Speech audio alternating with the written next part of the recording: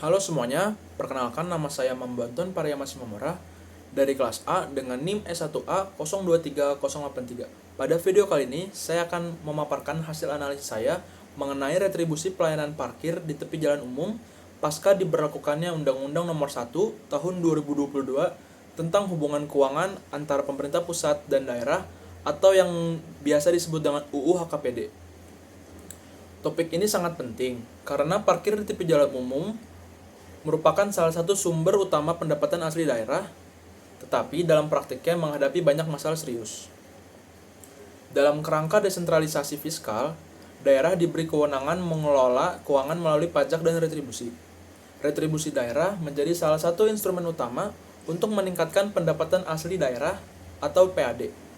PAD inilah yang menjadi modal penting bagi pemerintah daerah untuk membiayai pembangunan, penyediaan infrastruktur, dan layanan publik secara mandiri.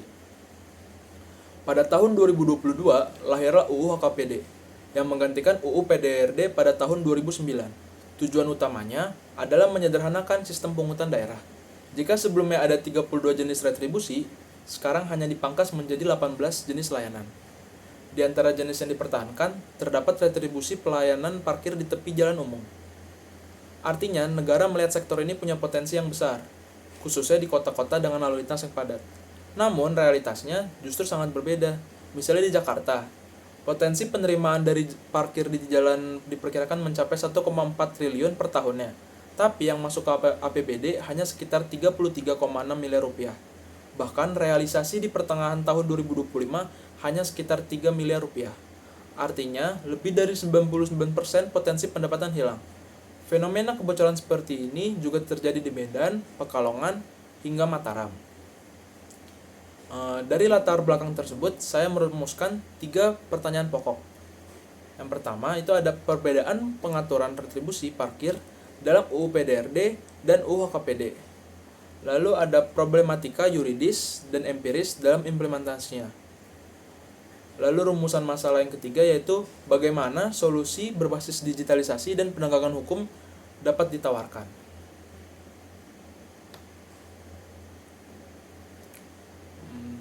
Mari kita lihat dalam aspek hukumnya. Jika dibandingkan antara UU PDRD tahun 2009 dan UU HKPD tahun 2002, terdapat substansi aturannya relatif yang sama.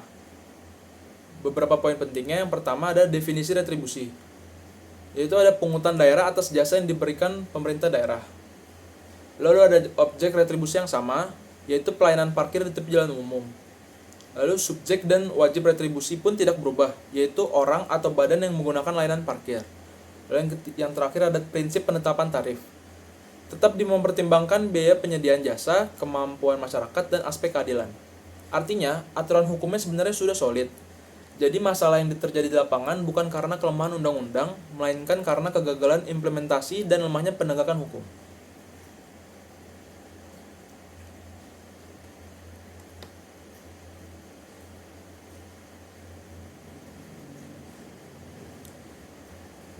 Problematika implementasi. Yang pertama ada dimensi empiris, yaitu di sana ada kebocoran PAD. Banyak titik parkir dikuasai juru parkir liar. Juru parkir resmi pun kadang tidak menyetorkan pungutan sesuai aturan. Pengawasan pemerintah daerah khususnya Dinas Perhubungan masih sangat lemah. Contoh di Mataram, target penerimaannya sebanyak 15,5 miliar, tapi realisasi hanya disetorkan 9,4 miliar karena adanya pungutan liar. Lalu dalam dimensi yuridis terdapat defisit penegakan hukum. Perda tentang parkir sebenarnya sudah mengatur mekanisme pengawasan dan sanksi. Terdapat ada 3 sanksi administratif seperti denda 2% per bulan, bahkan sanksi pidana berupa kurungan 3 bulan atau denda 3 kali lipat retribusi. Namun, sanksi ini jarang diterapkan secara tegas. Penertiban biasanya hanya bersifat persuasif sehingga tidak menimbulkan efek jerah. Akibatnya, lahirlah lingkaran setan delegitimasi, pemerintah lemah dalam menindak, lalu terjadi parkir liar yang tumbuh, setelah itu masyarakat kehilangan kepercayaan, lalu resistensi terhadap perbaikan, termasuk digitalisasi, pendapatan tetap bocor, lalu adanya kapasitas pengawasan semakin lemah.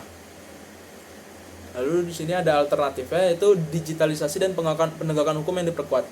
Banyak daerah mencoba e-parkir sebagai solusi. Seperti Medan, setelah e-parkir diterapkan, pendapatannya naik menjadi 155% hanya dalam 1 bulan. Lalu ada Surabaya.